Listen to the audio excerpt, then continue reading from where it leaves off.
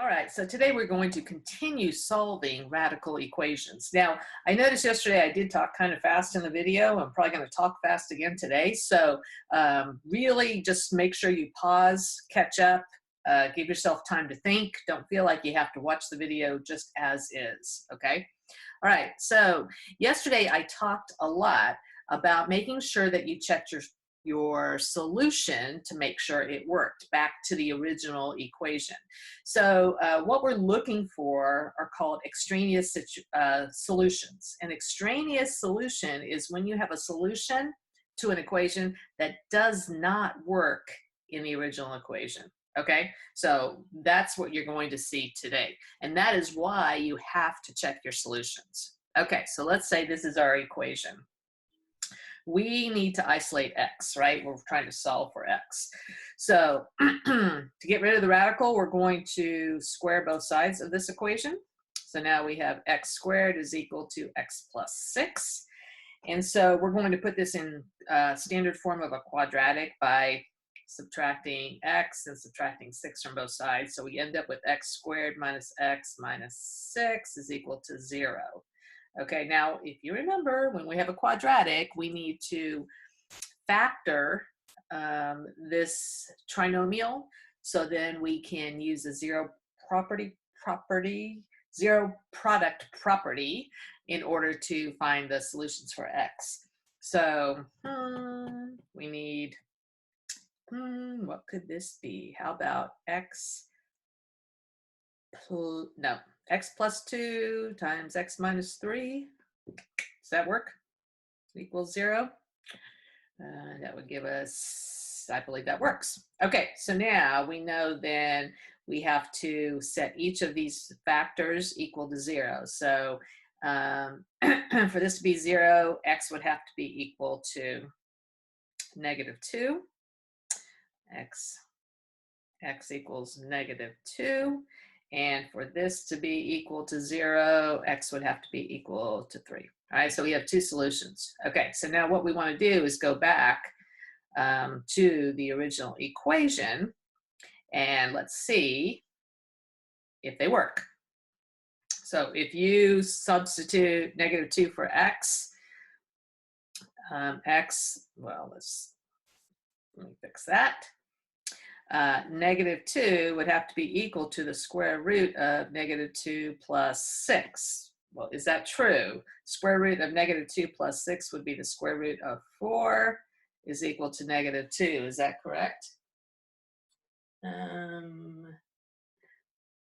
No, because -2 does not equal 2. And now we're talking about the principal square root, right? That is not true. So -2 is not a solution. So what about then 3? If we replace 3, we would have 3, let me change colors here. We would have 3 is equal to the square root of 3 plus 6. Square root of 3 is equal to, 3 is equal to the square root of 9. 3 equals 3, so that is a solution. Okay. So we're talking about principal square roots when we're at this point. Even if we didn't, if it were a plus or minus issue, it still wouldn't be true because -2 is not equal to +2. So -2 was an extraneous solution. It did not work in the original equation. Let's try this one. We're trying to isolate the x. So I would start by subtracting 6 from both sides of this equation. So we have the square root of 2x is equal to -2. So we want to square both sides in order to get rid of the radical. So we have 2x is equal to 4, x is equal to 2. Okay, so now let's put 2 back into the original equation. 2 x's would be 4. The square root of 4 is 2. Plus 6 equals 4. Not true, right? Not true. So there was only one solution to the equation. It is an extraneous solution, so we call this a no solution equation.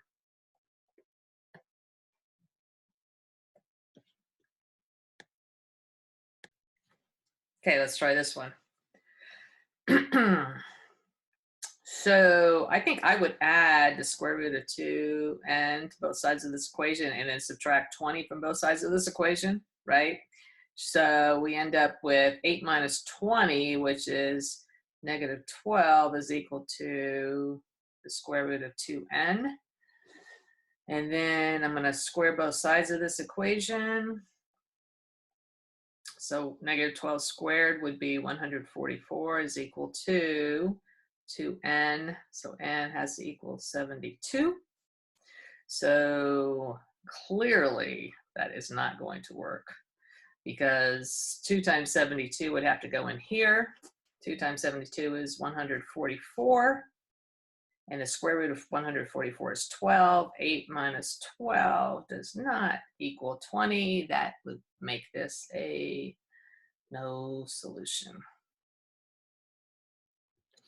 So here's your assignment for today. I think that you guys should be able to handle this without a problem. Just make sure that you are finding all the solutions and checking them. See you later. Bye.